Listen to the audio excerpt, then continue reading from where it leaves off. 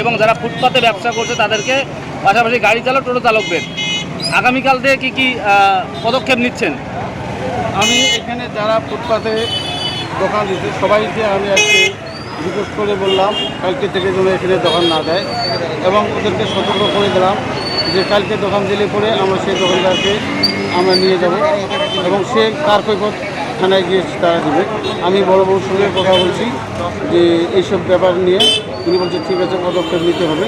আমি আজকে যতগুলো টোটো ছিল, বাইক ছিল, যারা ফুটপাতে দোকান দিয়েছে, আমি সবাইকে সতর্ক করে দিয়েছি নেক্সট যেন কালকের থেকে এসব না হয়। কি পদক্ষেপ নিচ্ছেন আগামীকাল থেকে, কি ভাবছেন? আমি আসবো, ওদেরকে বলবো যে কালকে ওয়ার্নিং দেওয়ার পরে কেন লাগালেন, না হলে পরে আমরা নিয়ে যাবো।